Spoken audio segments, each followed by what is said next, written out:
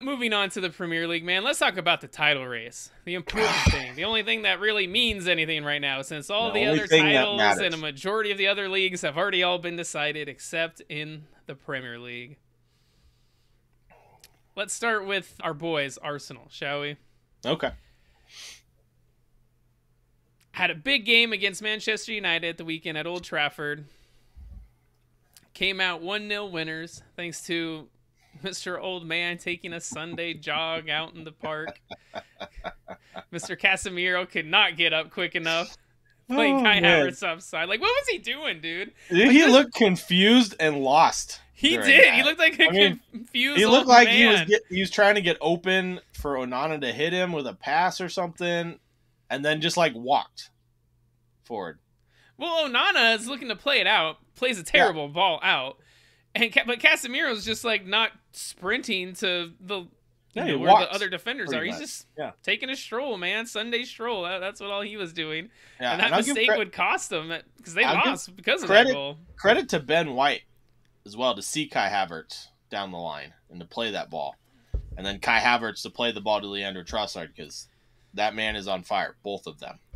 Yeah, Trossard, man, is he the most underrated player this season? For me, yeah, 100%. he's Talk got about what? value too. 17 goals in all competitions this season. Value. If they paid less than 30 million for him. I mean, that's steal compared to who they were linked to in Mihajlo Mudryk, Mr. who I haven't done shit except for got more tattoos. Yeah. And so with that win, Arsenal now they made history, man. They have the most wins in a season for their club. So Arteta, he might not be winning trophies, but he is making history, which I think is Progress. it's progress. And that's all we ask for right now. I've seen a lot of stuff too, like, oh, he's spending all this money and they're not winning any trophies. They should fire him, can him, Look where they were when he took over. But not only that, look at the way they're Shit playing. team with a bunch of dead wood. Now they're considered one of the best teams in the world. And with competing probably the against best defense probably in the best world. team in the world. Yeah. So and I mean, just to think, I think everybody's overlooking the fact of how good Manchester City have actually been over the last 6-7 years Since Pep took arrived. over. Like, Sir Alex Ferguson didn't get more than, I think it was like 83 points in any season he won the title. Yeah, I think I heard some fact that like the average title winning squad was better than Until Pep Guardiola Yeah. was in the 80s. Yeah, now it's like minimum is 90, if not like 95. That's insane. It's insane. So, I mean, credit to Mikel Arteta. He's got him playing wonderful football, shored up the defense. Again, might be one of the best defenses in all of Europe, if not the best. And you can argue this team is better than the team last season. Yeah, I would say so. I mean, last season they were leaking goals left and right. So, And he's had to make some big decisions, man. Dropping Ramsdale, bringing in Raya, and they pay off. buying Kai Havertz. Turning him into one of the best players in the Premier League. I'm not saying he's in the top 10, but he's in the top 20 this season. So, at least for me. I don't know about you. And then signing Declan Rice, who's not looking like that 100 million price tags holding him back at all. No. I love the Arsenal fans song where they say Declan Rice, we got him for half price. So, it pretty much sums up how good he's been this season. Well, we'll see. West Ham play Man City at the final Do day. it for Declan. Do And it for Declan. If Arsenal win the title, West Ham will get a cool $5 million. Yep. And they're not making Europe this season, so that's what they got to play for, an extra $5 million. That's right. But kind of going to the other side of it, Arteta, and then let's look at Eric Ten Hag, man, who started his Manchester United career. United did, I would say, well, made Champions League, won a trophy, but they have regressed. Yeah. They're much worse off this season. Could you blame it on injuries? You could. He is blaming it on injuries. I will say that. I will say his press conference after the Newcastle game was probably the most down to earth and least gaslighting of any press conference I've seen him make in a while. Maybe it's because they finally won a game. I don't know. But yeah, I don't know. Part of me wants to give him. I know you're going to ask me, should he stay or should he leave? Should he stay So or I'm just should gonna. he go now? I'm just going to go into it and say, well, one, are you going to be able to get somebody better?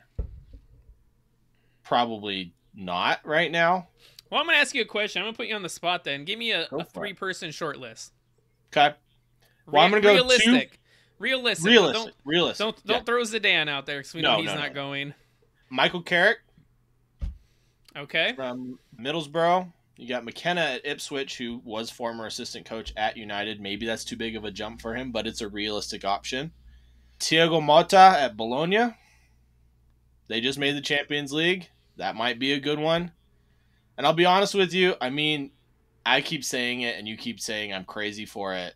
Antonio Conte is available. The team will have a better defense. They can't be any worse than they are now with a better defense. So, what about some names that keep getting thrown out there? We've heard Gareth Southgate, Thomas Tuchel. What about Hansi Flick, or maybe bring back the special one? So for me, it's you want to get someone who plays a similar style to Erik ten Hag. Counter-attacking? Yeah. I don't think Man United fans want their team playing a counter-attacking football. But it's Manchester United. They're supposed to be the dominant team, not the counter-attacking team. I'm just saying, if you are saying this is a transition, you spent so much money, you want to keep it similar, not completely redo everything for the, fifth, sixth time in how many years since Sir Alex Ferguson? I mean, why not, though? Because you're just regressing. What could happen? They finish 8th in the Premier League? They have one of their worst seasons they've ever had, like they have this year? I mean, I will say injuries did play a part in this. You have a negative goal difference of minus 3 negative goal difference. I mean, -4. Yeah, I'm done making. Worse, I guess. I'm done making excuses, but I would love to see. I mean, we saw what Erik ten Hag did with a fully healthy squad, right? We won a Carabao Cup, got him to 3rd. I would love to just see one more season with a decently healthy squad where he doesn't have like his whole back 4 out, his striker, his winger in the worst form of his life, have his midfield out. I don't know. That's just me. I hope man. I forgot Luke Shaw plays for Yeah. Manchester United. Mm-hmm. Do you remember him? Yeah. I haven't seen him in a while. No, he's been hurt all season. Same with Rafael Varane. Been hurt all season. I mean, Lisandro Martinez. Yeah. So, I mean, they have a bunch of good youngsters coming up, and we'll get into that when we get into the game against Newcastle. But, yeah, man,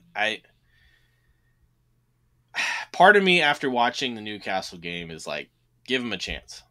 Give him another year, huh? Give him another year. Save some money. Can't be it. I'll put it this way: he can't be as bad as Old Trafford is. Falling down. Falling down. I mean, you see the Newcastle fans; they wore goggles today.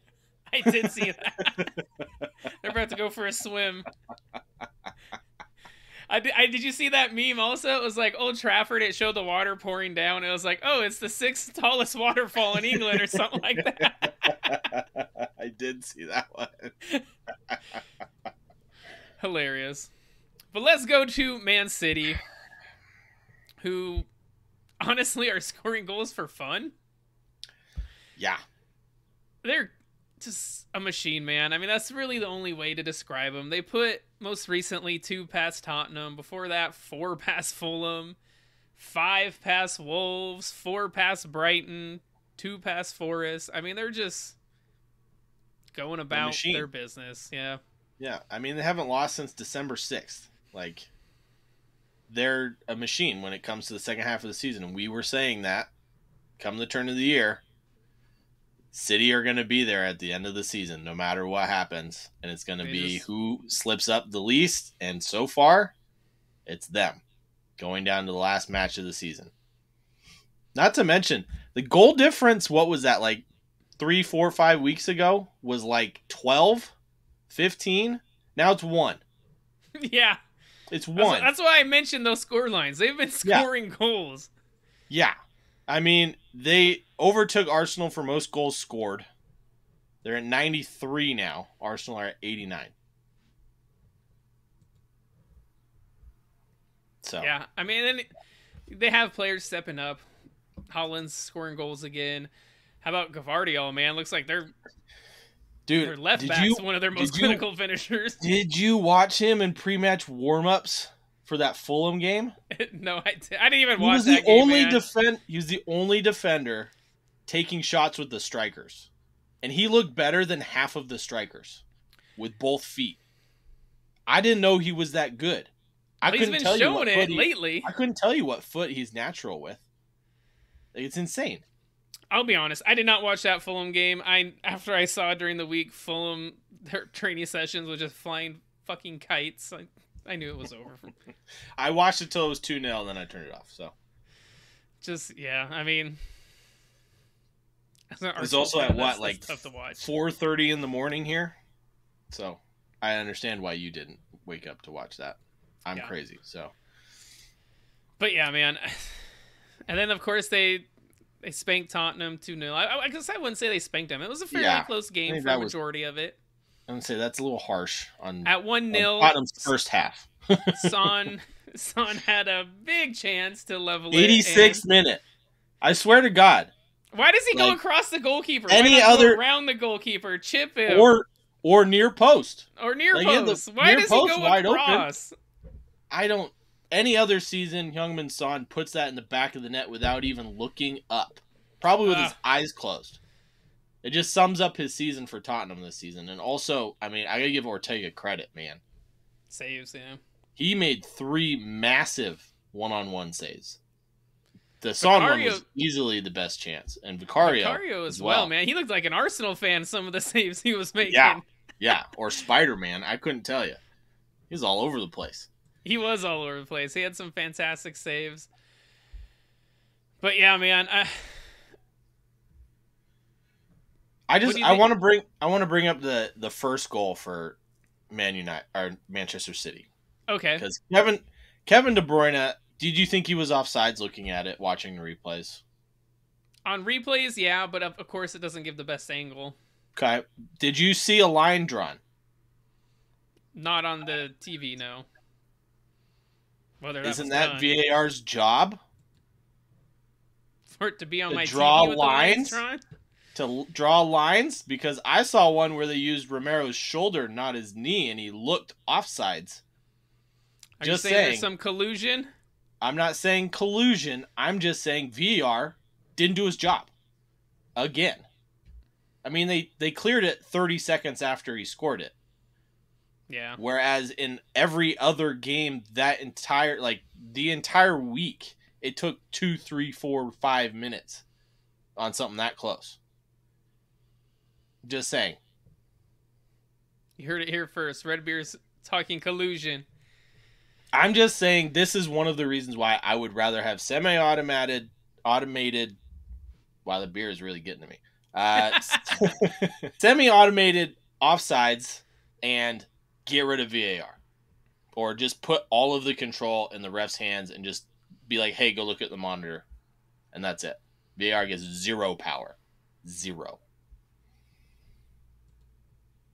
But what do you think about the goal? So obviously you told me your first goal. What about the PK that was given? Pretty obvious foul. Yeah. But what about that ball by Foden? Holy cow. That thing was above his head, and he hits it on a dime to Jeremy Doku. After that, I mean, it was poor defending. After that, it was going to be a penalty 10 times out of 10 after that. So, what about the Romero challenge on Ederson?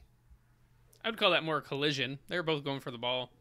So, yeah, I know. Was it John Champion? One of the commentators said it was harsh that he even got a yellow, and I tend to agree with that because, I mean, Ederson dives at the last second. I mean, it's a contact sport. They're both going for the ball, and it was close.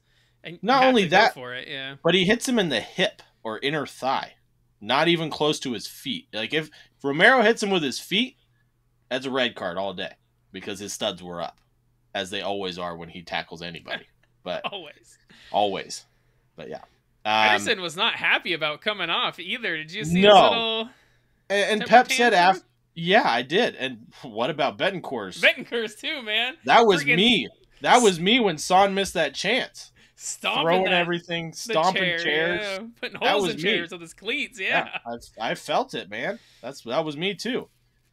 But yeah, I mean, Spurs being Spurs. I mean, they could go as low as 7th, man. Their season's not over. It could go from bad to really bad, real quick. I guess it's 6th now. They play Sheffield though for the final game. They do, but at the same time, it's like, let's be honest. It would be a very Spurs thing to do to just be like, yeah, well, we got nothing to play for. And Sheffield United be like, well, let's end on a high. We're already relegated. But they do have something to play for. They're trying to keep that Europa League spot, which, I mean, let's be honest, it looks like they will. I think they will, but, like, what a terrible thing that would be for them. And speaking of terrible things, I mean, their fans after that first goal, doing the Poznan with the Man City fans, and they're chanting, "Are you watching Arsenal fans?" Like, yeah. It just shows you the mentality of that club. And I think, ironically enough, Ange Postecoglou literally summed it up as well as it could be in saying that their foundation is built on fragility. I think it was. I'm paraphrasing, but yeah, I mean, fragile foundation. Yeah. Well, both in and out of the club. Let me ask you, let's say the roles were reversed. Arsenal's playing Man City. If they beat Man City, Tottenham win the Premier League. Would you root for your team? If Arsenal has a chance to be in the Champions League at that point, I'm going with I don't give a shit about Tottenham. I really don't. Which also, hypothetically, they're never going to be in that spot, so this is very hypothetical. It's just hard to root for a goal to go in against the team you root for.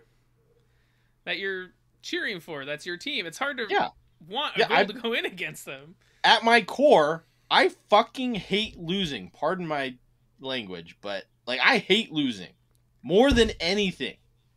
I want to win. So I want Arsenal to win. I do not want them to lose, no matter what the outcome is. Like if you were to say, if Arsenal wins this game somehow, they're relegated, I would still want them to win the match. I don't care. Win. Yeah. That's it. It just shows you how small of a club Tottenham is, where their fans only care about one thing. Is that their rivals don't win anything at the expense of their own club. That's just a small-minded mentality. And credit to Big Ange. Like, after watching his press conference, I couldn't love him more for like, he's like, I don't care what anybody wants. He's like, some of my staff were saying that we should lose this match so Arsenal don't do well. Some of the players were acting relaxed, like they didn't care. He's like, I want to win. I don't care. I just want to win. Like, good for him. It should be the mentality of a top-level coach. He's like, and then he goes down, he's like, in the halls, there's no, like, runners-up or bragging rights trophies in these halls. I'm like, no shit. There's no trophies in those halls. But yeah, it was an interesting one to see the fans do that, because it's just amazing how rent-free Arsenal lives in Tottenham fans' heads. Yeah. It really is. They're a little bug under the shoe of Arsenal. Apparently. Does Arsenal squish them, or do they narrowly escape? That's pretty much how it is every season. But let's move on to the relegation battle, which has pretty much been decided. Wouldn't you agree? Yeah, I mean, the only chance Luton stands is overturning a winning and Forest losing and overturning a 12-goal difference.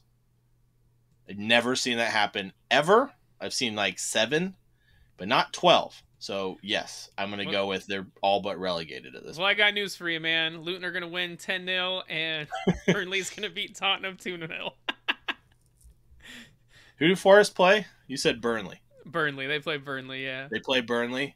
I mean, Burnley could win 3-0 and Luton win 10. Doubtful, though. Doubtful. No, I don't think that's actually No. No, I don't think so either. So it looks like it'll be Sheffield, Burnley, and Luton. 3 teams promoted. going right back down. Right back down. Forest making it by the skin of their teeth, man. Which, if I'm being completely honest, like, Forest do have the better players. You think of, Alanga, Hudson-Odoi, Gibbs-White, Awoniyi, Murillo, You World can keep Cup going. winner, Montiel. Your favorite player. God, I hate him. I know. But yeah, it's like, is it because of money why the gap is so big between all these clubs? Because, I mean, Burnley ran away with the championship last season, and they were arguably the worst team for most of the season this season. I think it was their lack of adapting their play, man. They had the way they wanted to play, and they were going to play it. And they got punished for playing that way in the Premier League. Yeah. So Sheffield just weren't good enough. They didn't have good enough players. I mean, let's be honest. At least Luton, I feel like what they did was smart the way they went about it.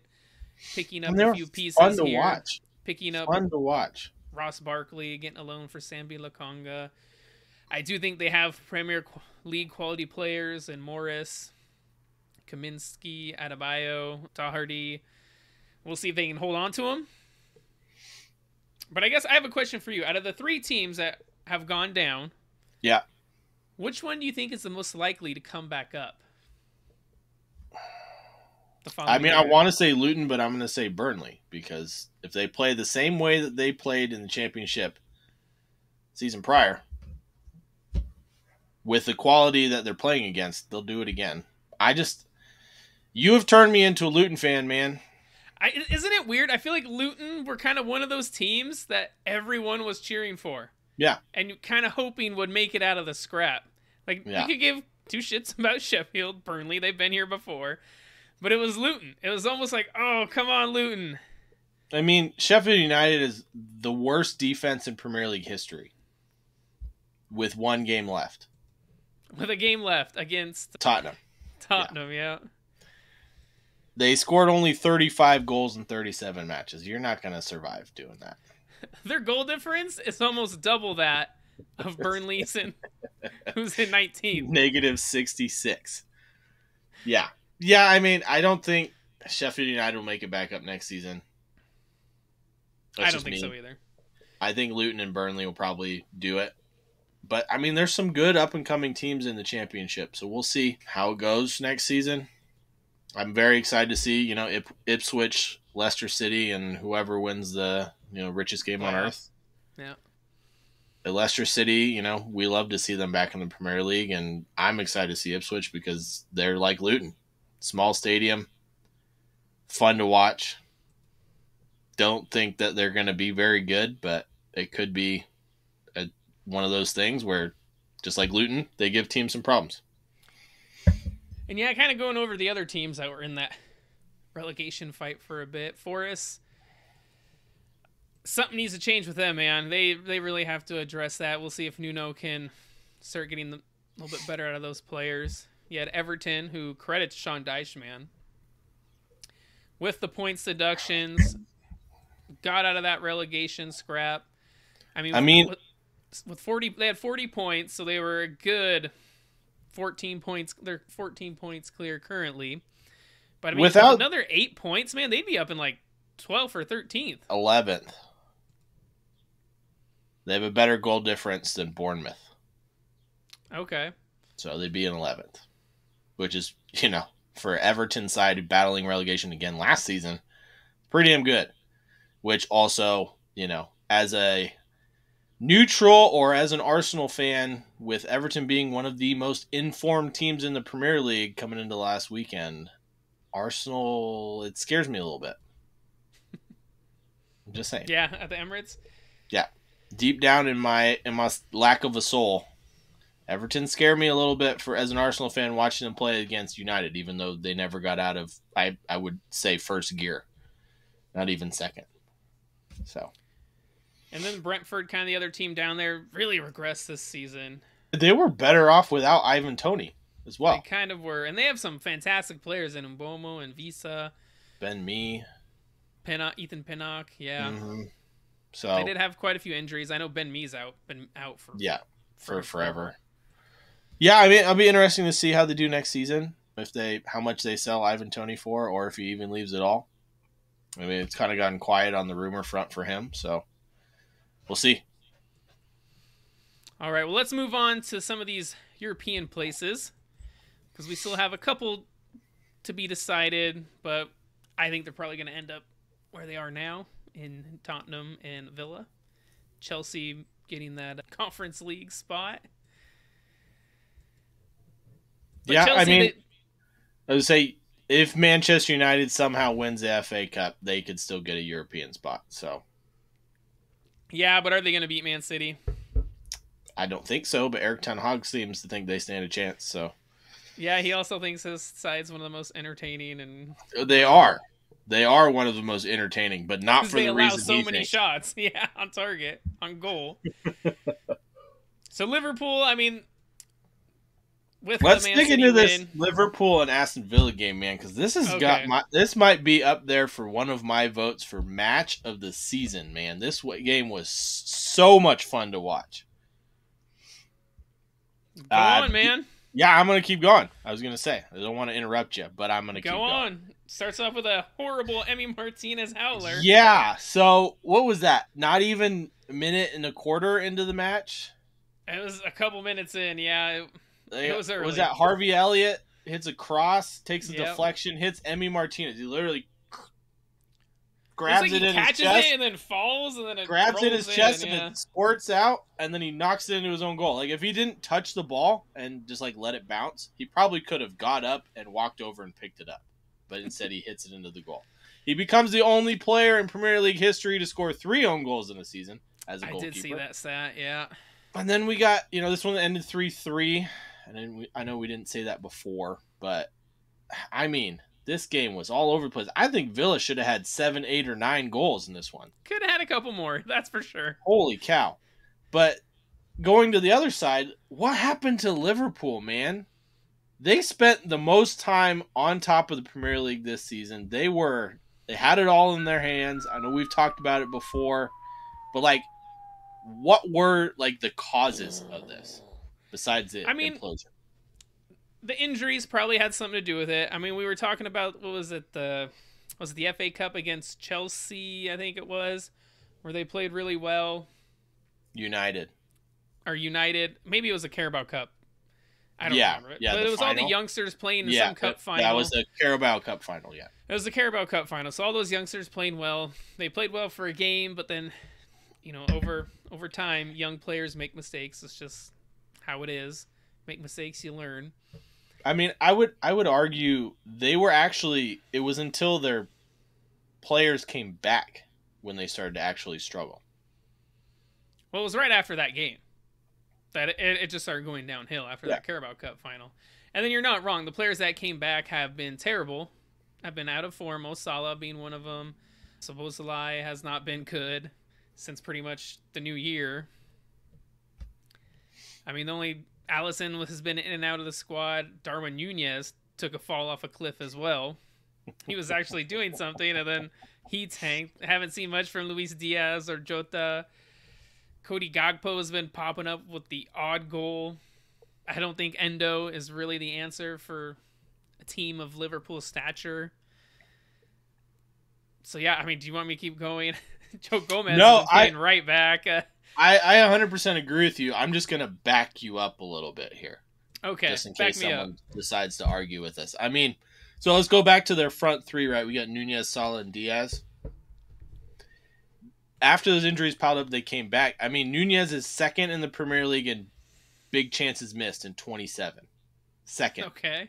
Only behind Erling Haaland, which also he's leading the league in scoring, so no one cares about that. Mo Salah's 8th, by the way, with 15.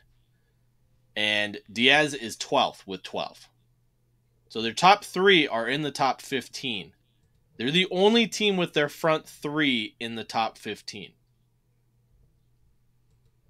So explains a lot, right? It's just poor form, missing chances. Yeah.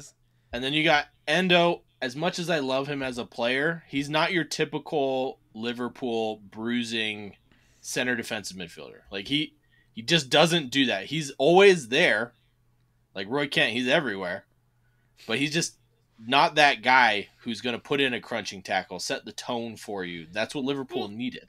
And let's be honest, I just don't think he's good enough.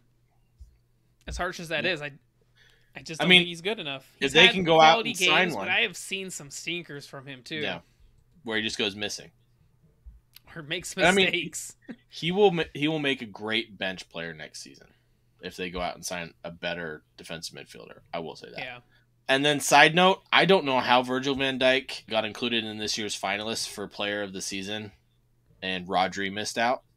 Just going to throw that out there. I know last episode we covered that, but we didn't have enough time for me to say that. I don't get it. And then I think a lot of it, too, has to do with the timing of Klopp's farewell. If he had said it with 5 games left, they would probably have won the league. I don't think he should have said it at all, but I think probably would have come out. But you're right. I think if he was going to do it, should have done it after their last match at Anfield. Winning the title and telling them, sorry, I won't be back next season. Let's party until the break of dawn. Do you think it adds more pressure to the players to perform with that? I would go with both sides. Pressure and the fact that they're like, well, you're leaving at the end of the season, so I don't have to listen to you. Or if there's any rifts between the manager and a player, like we saw with Mo Salah, that it exacerbates the problem, right? It just makes it worse. So, I agree with that.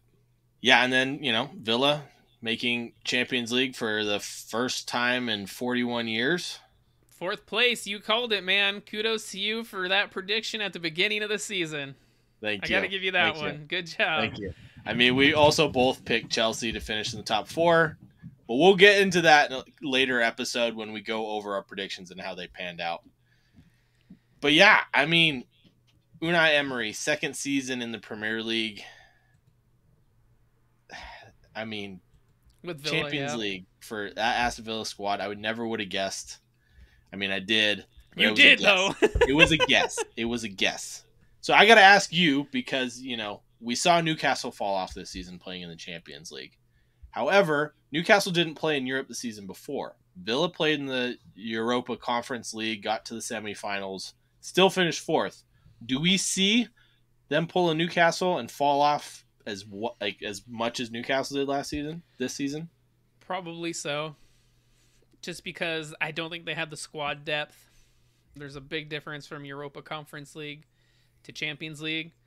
I mean, I don't know who Aston Villa played in the Conference League, but Newcastle were playing PSG, Olympiacos is who they lost to. So. AC Milan, and Borussia Dortmund, who are in the final. So, I mean, it's a little bit different caliber team you're facing. It takes a little bit more energy, a little more toll on the body. So I expect the injuries potentially to start piling up.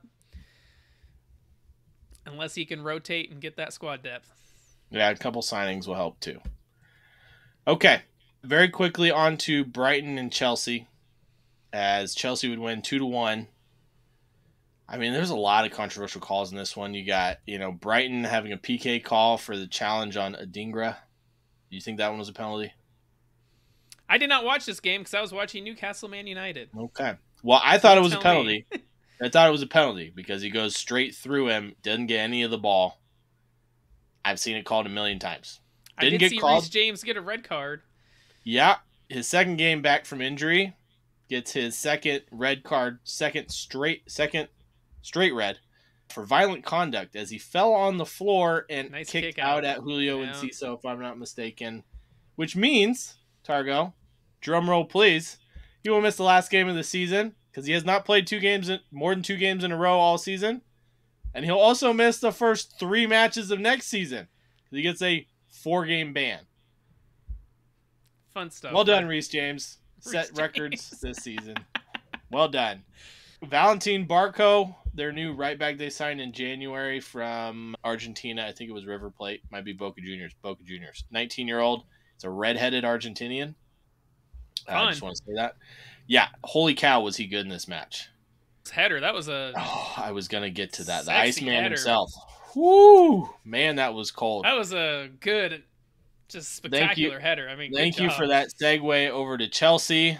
After their season they've had, going from 11th in March to potentially a Europa League spot, but almost guaranteed a European spot.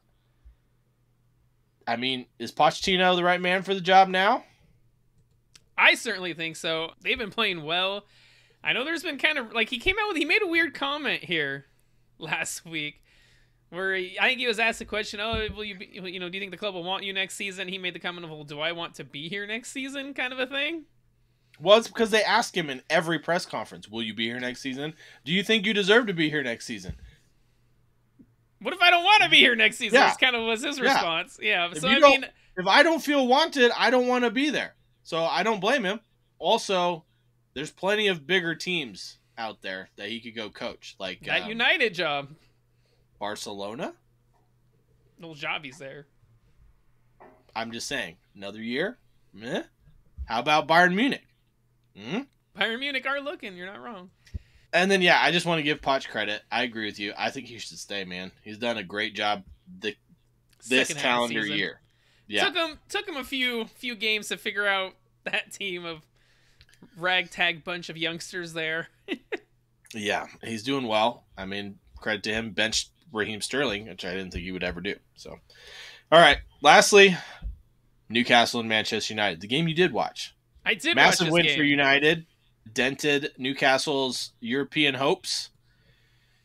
Let's talk about that Newcastle penalty shout when Anthony Gordon got taken out by Casemiro and Amrabat. I believe. It was Amrabat. Was it a penalty?